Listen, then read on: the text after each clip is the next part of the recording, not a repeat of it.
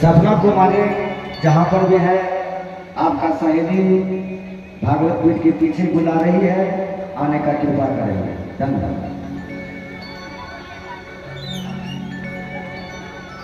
तो महाराज व्यासपीठ की महिमा होती है।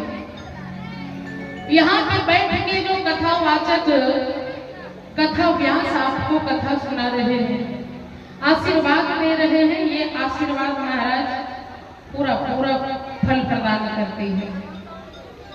गद्य की महिमा है महाराज। जैसे हमारे देश, हमारे बिहार के मुख्यमंत्री कौन है? नीतीश कुमार जी। तो उसके कुर्सी का वैल्यू है कि नहीं है ना? मुख्यमंत्री का जो पद है महाराज, उस पद का वैल्यू है। जो टीचर है उसको अपनी कुर्सी का वैल्यू है कि नहीं? सब लोग जाके बैठ जाइएगा स्कूल में, नहीं ना? तो उसी प्रकार महाराज ये व्यासपीठ है, और इस व्यास गति का हक उसी को मिलता है जिनके ऊपर विष्णु भगवान की विशेष कृपा होती है। और यहाँ पे बैठ के कुछ भी आशीर्वाद आपको मिल जाता है महाराज, तो वो बड़ा फलदायी होता है। क्यों? क्योंकि व्यासो विष्णु रूपाय, कथा व्यास विष्णु भगवान के रूप में आ जाते हैं। क्यों? क्योंकि विष्णु भगवान स्वयं कथा व्यास के हृदय में विराजमान हो जाता है, और वो अपनी कथा अपने खुद से वो गुणगान कथा का करते हैं महाराज। वरना क्या दम, क्या हिम्मत की हम कथा सुना पाए। 6 दिन से लगातार ठाकुर जी अपने भक्तों को कथा सुना रहे हैं। 6 घंटे 7 घंटे रोज बोलना ये मामूली बात है? तो महाराज ठाकुर जी कथा सुनाते हैं, और ठाकुर जी आपके हृदय में भी विराजमान है, और आप सब के अंदर वही ठाकुर जी बैठ के कथा सुन पा रहे हैं। तो आइए हम सभी प्रेम से बोल जाए राधा रानी सरकार की जय।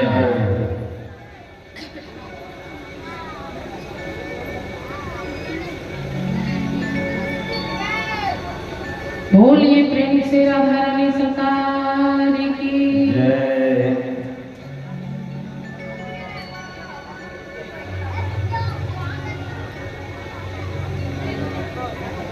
आइए तब तक एक भजन।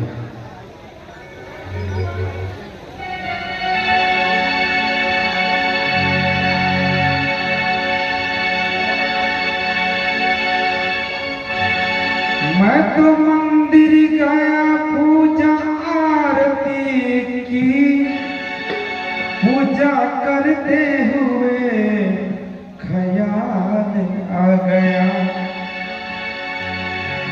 कभी प्यासे को पिलाया नहीं, बात अमृत पिलाने से क्या फायदा, कभी प्यासे को पानी पिलाया नहीं, बात अमृत पिलाने से क्या फायदा, कभी गिरते हुए को उठा नहीं, बात आंसू बहाने से क्या फायदा, कभी गिरते हुए को उठाया नहीं, बात आंसू बहाने से क्या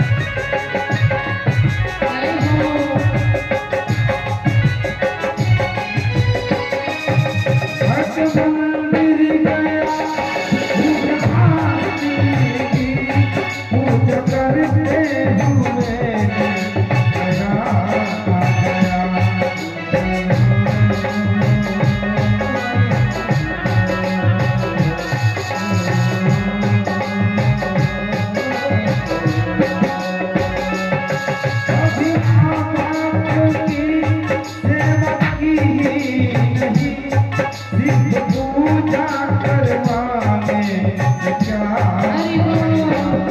कभी प्यास पानी पिलाया नहीं बात अमृत पिलाने से क्या फायदा कभी प्यास पानी पिलाया नहीं बात अमृत पिलाने से क्या फायदा।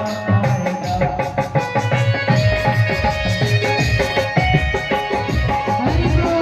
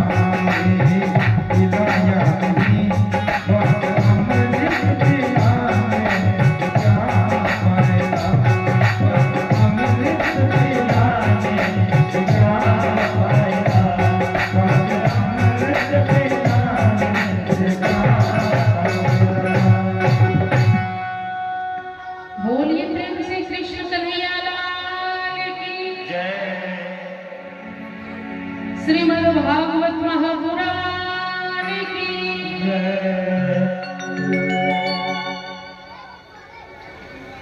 आज महाराज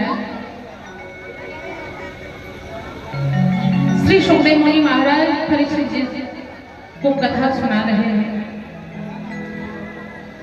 कि आज हे राजन, ठाकुर जी ने भरपूर आनंद दिया सभी ब्रजवासी को। भगवान ने सबको आनंद प्रदान किया, लेकिन अब भगवान के जीवन में ऐसी भी घड़ी आई कि भगवान को ब्रजधाम छोड़ के, अपने ग्वाल बाल सखा माँ बाबा को छोड़ के मथुरा जाना है। और भगवान मन ही मन विचार करते हैं कि यहाँ की लीला को समेट के अब हमें मथुरा जाना चाहिए।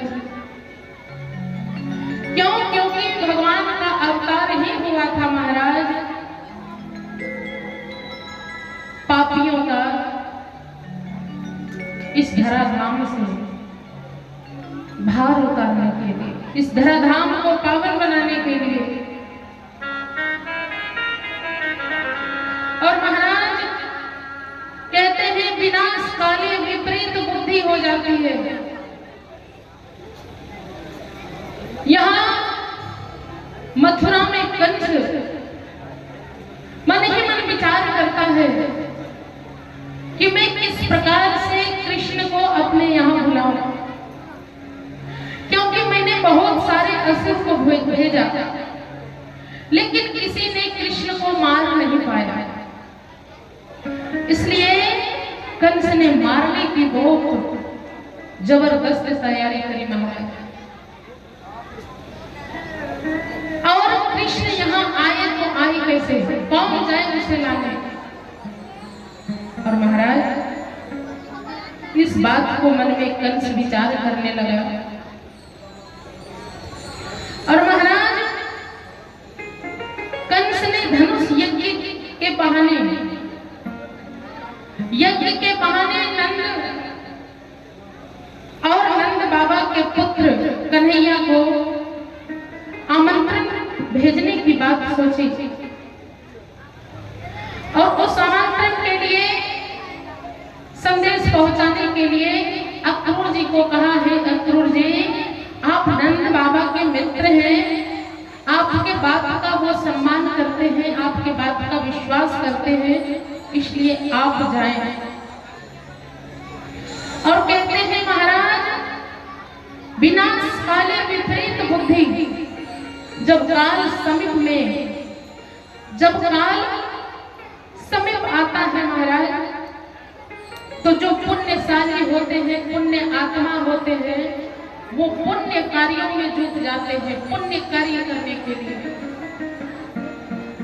जैसे कि आप सब देख रहे हैं इस धर्मपुर के तमाम भक्तों का भाव, ये ही तो पुण्य है महाराज। दुर्गा पूजा समिति के जो कार्यकर्ता भाई बंधुगण हैं, बड़े बुजुर्ग हैं, इन सबके हृदय में वो ठाकुर जी ही वास कर गए महाराज। पुण्य का ही प्रभाव हुआ कि ये धर्म की चर्चा हो रही है, हरि की कथा हो रही है। ये भगवान की ही विशेष कृपा है प्यारे महाराज। जो पुण्य आत्मा होते हैं वो पुण्य की बात सोचते हैं और पुण्य का कार्य करते हैं और अपने समाज में करवाते हैं। लेकिन जो पापी होता है ना प्यारे, वो पापी क्रोधी हो जाता है। और महाराज जहां क्रोध वहां विनाश निश्चित है। आज कंस क्रोधित हुआ है, पूरा क्रोध में पागल है। विनाश काले विपरीत बुद्धि, कंस खुद प्लानिंग कर रहा है, अपने मौत को बुला रहा है। और खुद से कंस ने भेजा अक्रूर जी को, है अक्रूर जी आप जाइए और उस कृष्णा को लेकर आइए। और वो अकेले नहीं आएगा तो उसके पिता और कहना कि वहाँ यज्ञ का कार्य होगा, उस यज्ञ में शामिल होना है। करण जहाँ नहीं हो कृपया इसे कराने की कोशिश करें। करण और महाराज बलराम और कृष्ण को बुलाने के लिए अक्रूर जी वहां से चल पड़े हैं रथ पे सवार होकर के। और अक्रूर जी कंस के सोने के रथ पर सवार होकर गोकुल की दिशा की ओर निकल पड़ा, ब्रजधाम की ओर निकल पड़ा प्यारे। और महाराज अक्रूर जी जब जा रहे हैं तो मन ही मन भगवान का ही चिंतन करते हुए जा रहे हैं। आज जिस भगवान की चर्चा चहुँ दिशा में हो रही है, जय जयकार हो रही है, जिसने पूतना को परम गति प्रदान करी, आज वो पूतना के परम गति प्रदान करने वाले भगवान का हमें दर्शन होगा, उनका दीदार होगा। और भगवान का ही चिंतन करते करते अक्रूर जी चल पड़े हैं महाराज। और अक्रूर जी के मन का भाव ऐसा है, अक्रूर जी मन ही मन कहते हैं कि हे भगवान